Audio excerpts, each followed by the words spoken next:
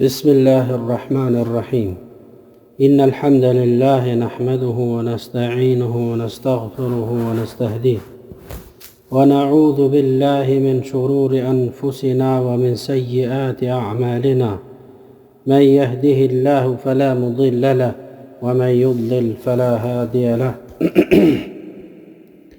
وأشهد أن لا إله إلا الله وحده لا شريك له وأشهد أن محمدا عبده ورسوله وبعد.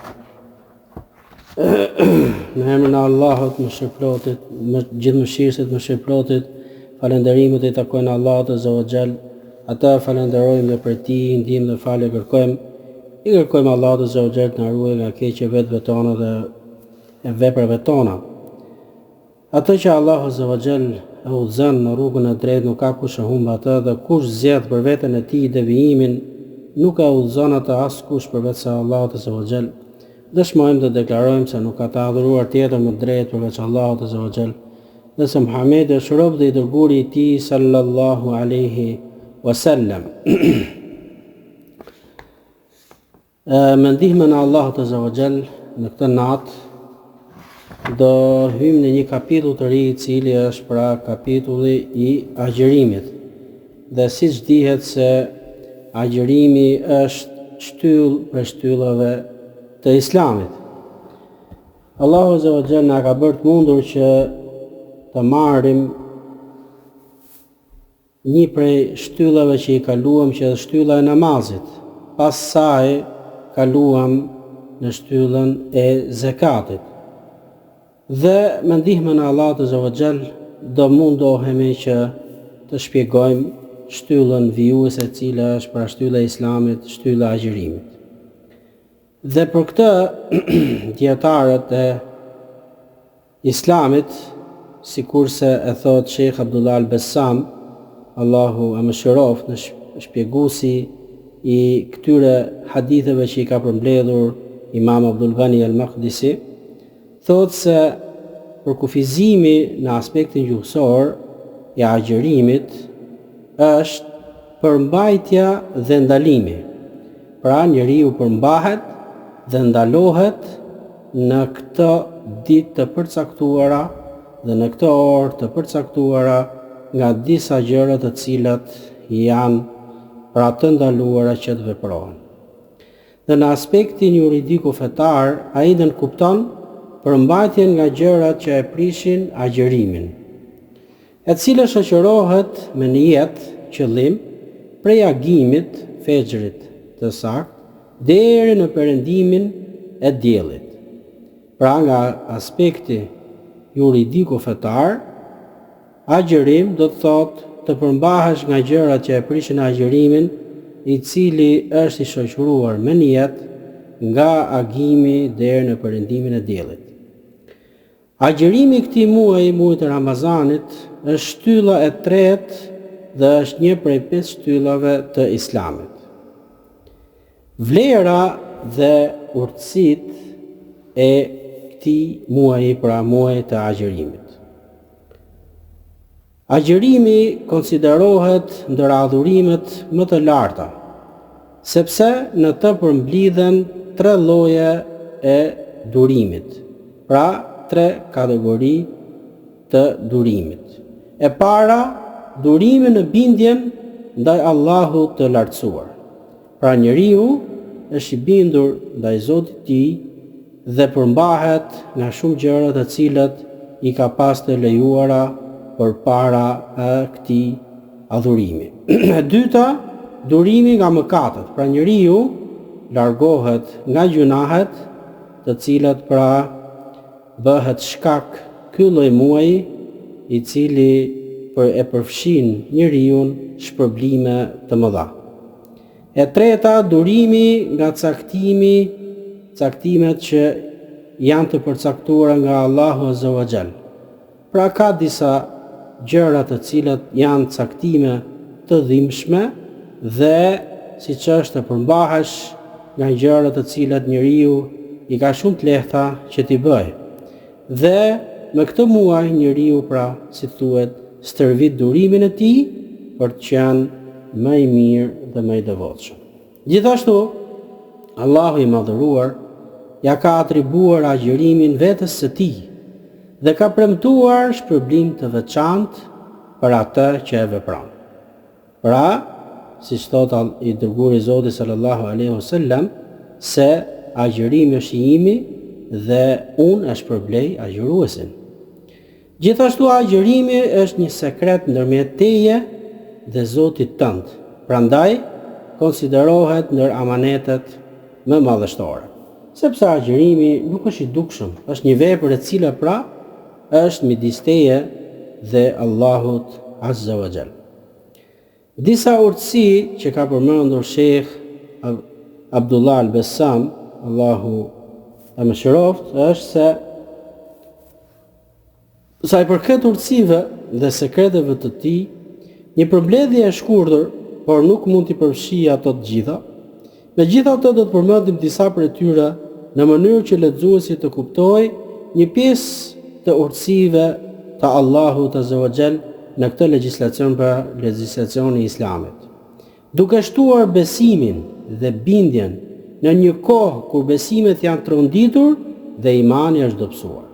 Pra, sikurse dihet se njerëzit nuk dinë ku besojnë, njerëzit shkojnë dhe bëjnë besimet kota, njerëzit shkojnë dhe adhurojnë diçka tjetër përveç Allahut Azza wa Jall me muaj ose me ditë ose me orë ose me javë, pastaj ikin, largohen ka ajo gjë, shkojnë tek një gjë tjetër e padobishme dhe bëjnë të njëjtën gjë. Pra, besime të tronditura dhe një iman i cili është i dobësuar. Prandaj nga urtësitë e larta të agjërimit ka përmendur Sheikhu Allahu mëshiroft, është se në të përfitohet adhurimi dhe përulja ndaj Allahut Azza wa Jall. Pra njeriu është më i përulur ndaj Zotit të tij në këtë muaj, po gjithashtu është i prirur që të bëj adhurime nga më të ndryshmet. Dhe nuk është i tillë në muajt e tjerë të vitit. Prandaj, kjo është një urtësi, kjo është një veçori që e ka vetëm ky muaj. E dyta agjërimi, pastaj tek pika e parë, prandaj do thot më lart se imani është i dobët, sepse njeriu nuk duhet të jetë vetëm i tillë, pra vetëm në muajin e Ramazanit, por njeriu duhet të jetë i tillë në çdo ditë, në çdo orë, në çdo moment, në çdo javë, në çdo muaj, në çdo vit, ndaj Allahut, pra të jetë i adhurues i mirë, të jetë i përqendruar tek adhurimi, të jetë i drejtuar ka Allahut Azza wa Jall, të largohet nga gjërat që janë të ndaluara, nga gjërat që janë të papëlqyera, nga gjërat e dyshimta dhe të drejtohet Allahut Azza wa Jall në çdo sekond, në çdo moment, në çdo kohë, njëjtë dhe në çdo muaj, njëjtë dhe në çdo javë njëjtë. Gjithashtu e dyta është se agjërimi e bën besimtarin që të drejtohet me sinqeritet ndaj Allahut, duke i nënshtruar dhe përulur atij, sidomos kur ai frenon dëshirat e veta. Pra, një dobi dhe një urtësi është se ky adhurim ka këtë lloj cilësie e cila e bën besimtarin që të jetë më i sinqert, të drejtohet Allahut Azza wa Jall, të nënshtrohet Zotit të tij, të jetë më i përulur në këtë muaj, sidomos pra ku njeriu shfrenon pra dëshirat e veta, i frenon dëshirat e veta dhe largohet nga epshet. E treta, forca shpesh e shtyn njeriu drejt arrogancës dhe teprimit, siç thot Allahu i lartësuar, jo, me të vërtet njeriu të i kalon kufit kur e sheh veten të pavarur. Pra, njeriu kur e din që ka krijuesin i cili e shikon në çdo moment, në çdo sekond, gjithashtu kur e din që këto janë ditë të përcaktuara dhe janë ditë të numëruara, atëherë e shtyn kjo gjë që njeriu të jetë pra më i përqendruar dhe të jetë pra shfrytzues i çdo momenti dhe i çdo kohe. Sepse në vetvete njeriu pra është i tillë pra që i të kalon kufit, dhe kur e shef që njeriu është i pavarur, atëherë shfrenohet dhe shejtani e ndihmon që të largohet sa më shumë nga adhurimet e Allahut Azza wa Jall.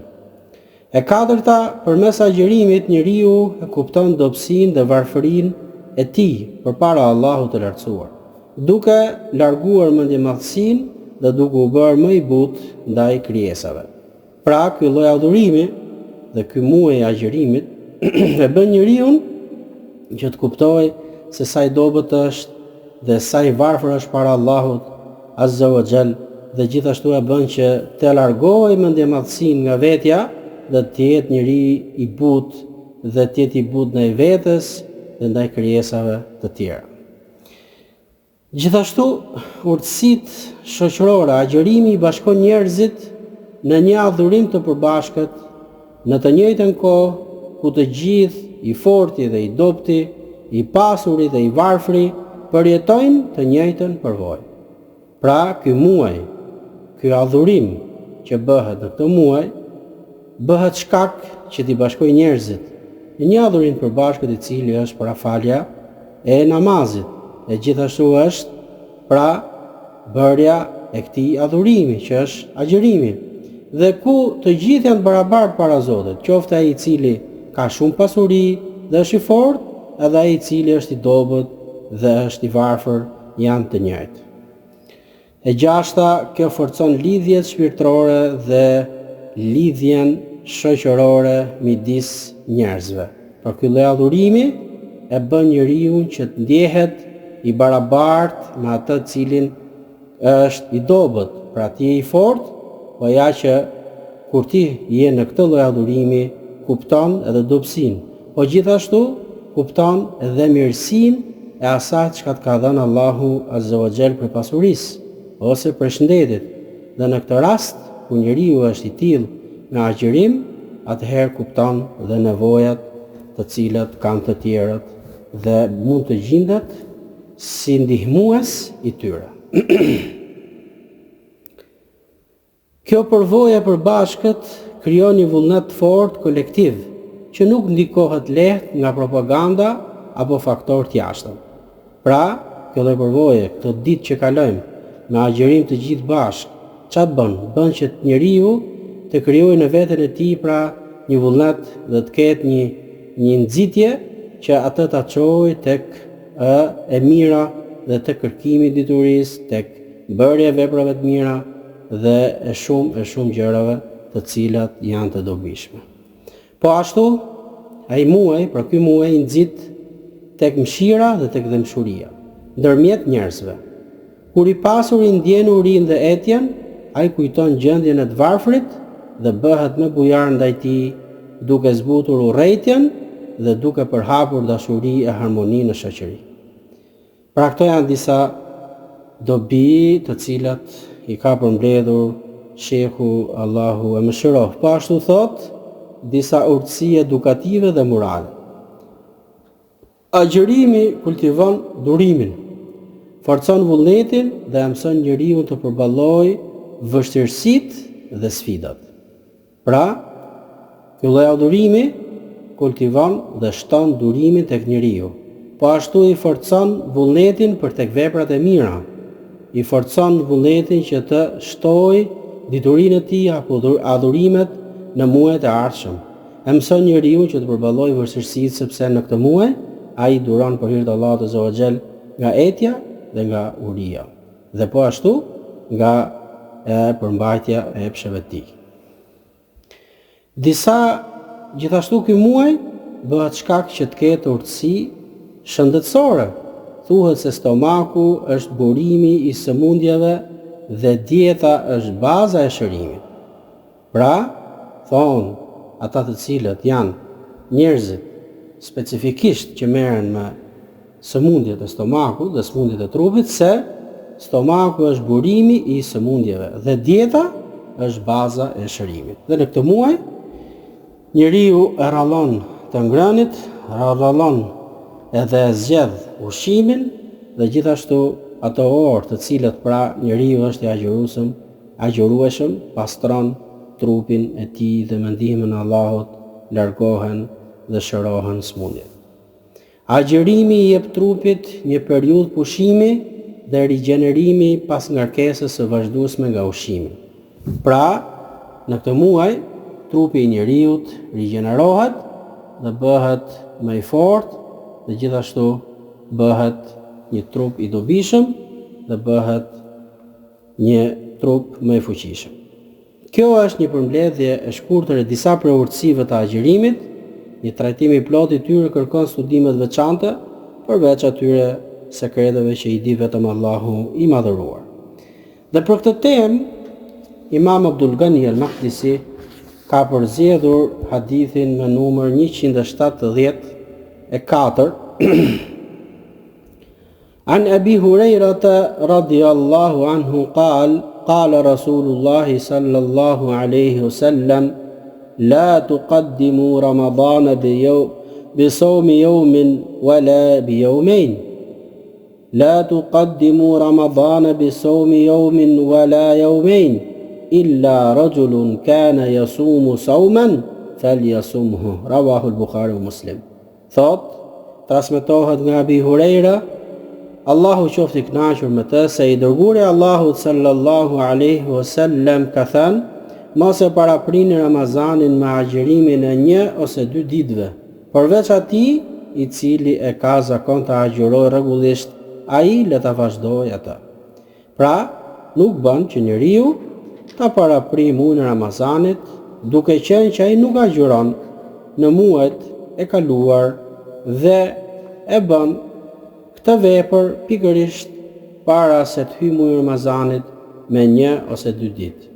Nëse njeriu nuk ka qenë agjërues i vazhdueshëm dhe i rregullt në muajt e kaluar dhe as në muajin që ka hyrë para muajit të Ramazanit, atëherë që është muaji i Shabanit nuk bën që ta agjërojë 2 ditë të fundit para se të fillojë muaji i Ramazanit.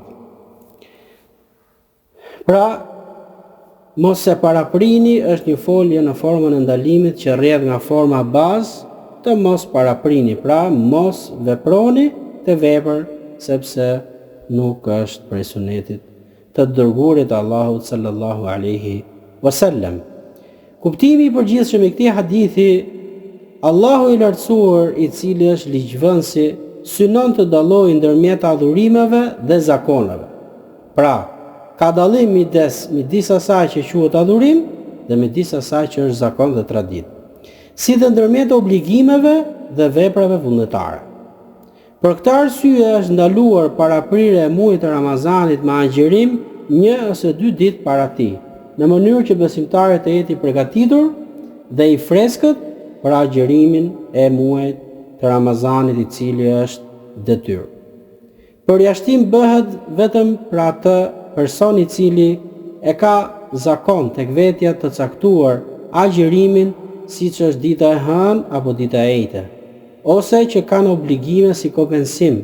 Pra, ka njerëz të cilët nuk i kanë zëvendësuar dhe kompensuar ato ditë që i kanë pas obligim në muajin e kaluar, apo ato njerëz që janë zotuar për një vepër dhe e kanë thyer dhe duhet që ta veprojnë atë pa hyrje muaji i Ramazanit. Atëherë, nëse ky agjërim lidhet me shkaqe të veçanta, lejohet që të veprohet para muajit të Ramazanit me 1 ose 2 ditë. Ndërsa agjërimi vullnetar i përgjithshëm në këtë kohë është më e pakta e papëlqyer dhe nuk bën. Mësimet dhe dobitë që nxirren nga hadithi përmend shehu Allahu e ruajt Abdullah al-Bassam. E para, ndalohet që ta paraprim muajin e Ramazanit me agjërim 1 ose 2 ditë, sikurse është e qartë në hadithin që sapo e lexuam. E dyta, lejohet kjo për ata që kanë një zakon të rregullt të agjërimi. Pra, kujt i lejohet që ta bëjë këtë lloj agjërimi? Vetëm se ato personat të cilët pra ato e kanë pas bërë agjërim dhe tradit tek vetja e tyreve që agjërojnë gjithmonë gjatë muajve të vitit, ditën e hënë, ditën e ejte, po ashtu 3 ditët e bardha të çdo muaji dhe kështu me radhë. E treta nga urtësitë e këtij ndalimi, Allahu e din më së miri, është dallimi ndërmjet farzeve dhe nafileve, dhe përgatitje për Ramazanin me energji dhe dëshirë, dhe veçimi i këtij muaji fisnik me shenjën e tij karakteristike e cila është agjërimi. Këto janë dobit për këtë hadith dhe hadithi vijues me numër 175. An Abdullah ibn Umar radiyallahu anhuma qal سمعت رسول الله صلى الله عليه وسلم يقول إذا رأيتموه فصوموا وإذا رأيتموه فأفطروا فإن غم عليكم فاقدروا له رواه البخاري ومسلم. Pra transmetohet nga Abdullah ibn Umar, Allah qoftë i kënaqur me të dhe me babain e tij, pra Abdullah dhe Umar radhiyallahu anhu. Se ka thënë: E kam dëgjuar të dërguarin e Allahut sallallahu alaihi wasallam duke thënë: Kur ta shihni atë hënën e re, atëherë agjëroni, dhe kur ta shihni atë prap hënën, atëherë ndërpriteni agjërimin. Nëse ju mbulohet nga ret, atëherë llogariteni për ta. Rawahu transmeton Imam Buhari dhe Imam Muslim. Pra, nga fjalët që janë të paqarta nga hadithi është thot Sheikh Abdullah al-Bassam, ghumma aleikum. Do thot kur ju është fshehur apo mbuluar shikimi i hënës për shkak të një pengese, sikurse janë ret ose mjegulla. Fjala vjen nga rrënia pra që ka për kuptim fshehjen dhe mbulimin. Atëherë thot hadithi faqduru lah. Pra përcaktojeni dhe plotsojeni. Ka dy interpretime kryesore. Llogariteni në kuptimin e plotësimit të muajit Shaaban në 30 ditë. Pra konsideroni muajin të plot. Është thënë gjithashtu se kuptimi është ngushtojeni, domethënë bëheni Shaabanin 29 ditë.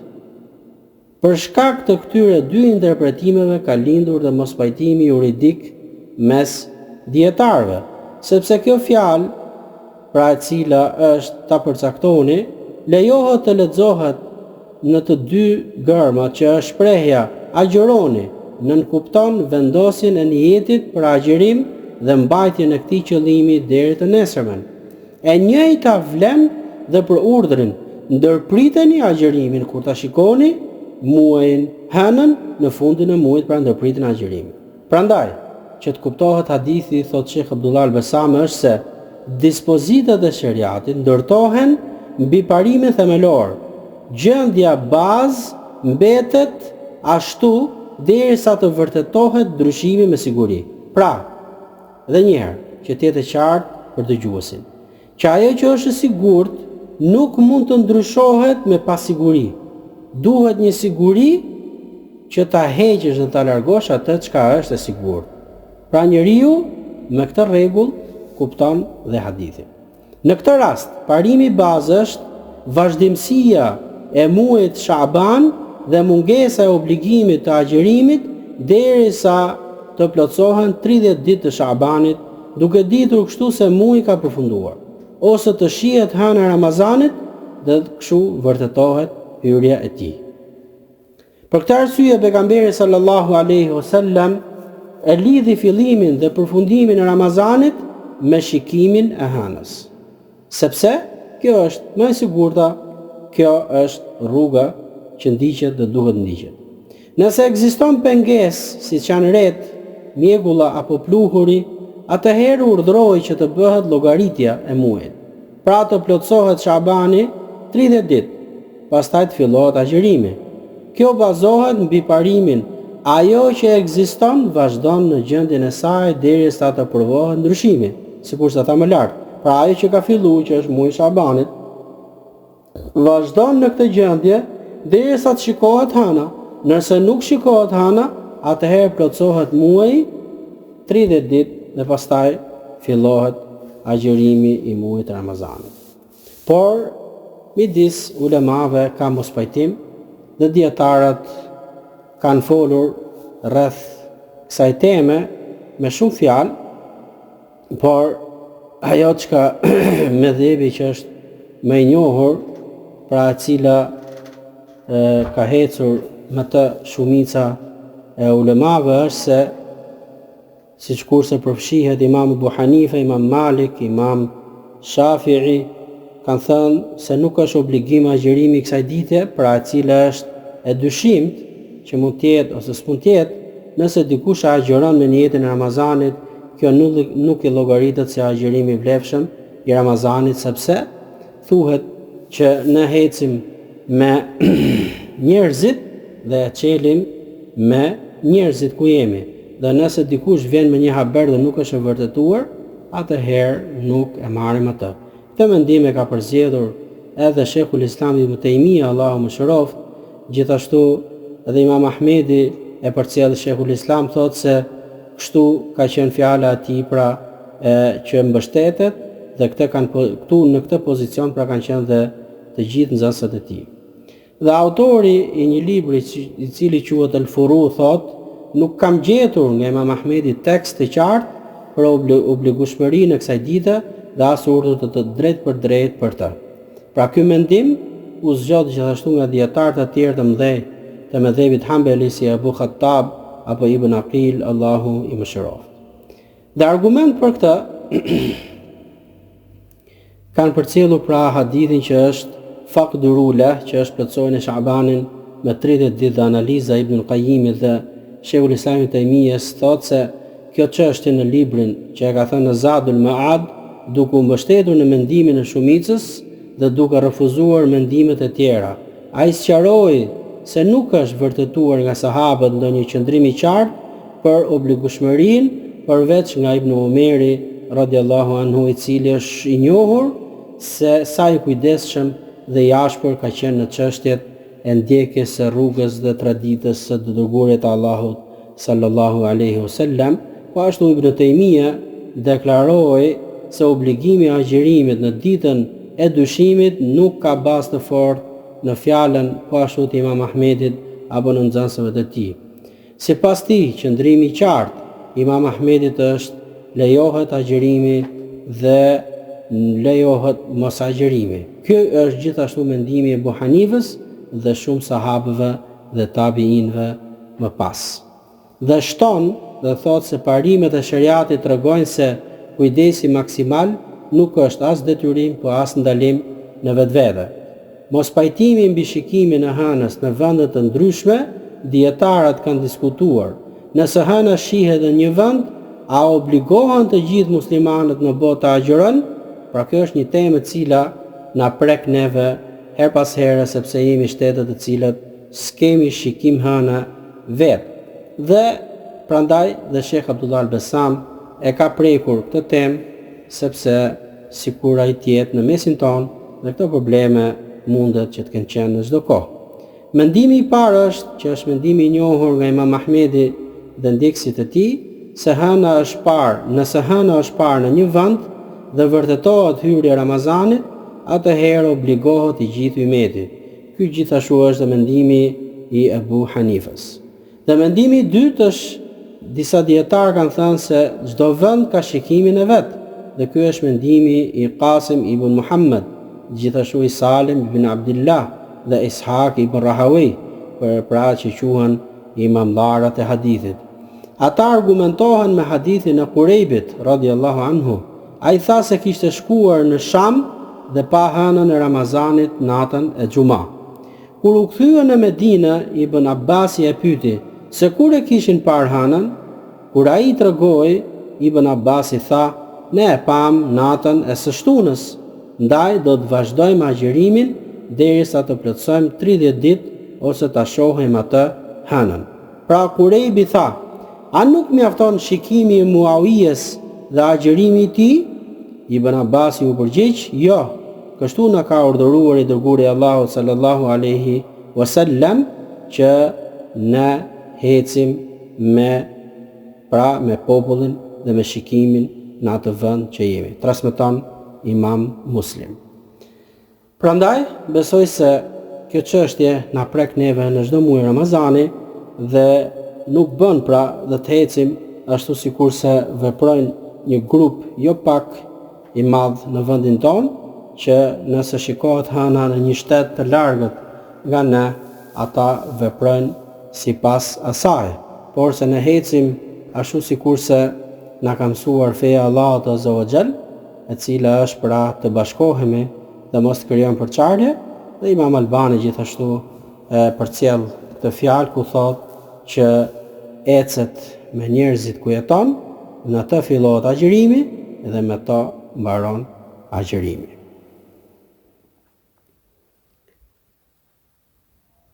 Mësimet që nxjerrim nga ky hadith.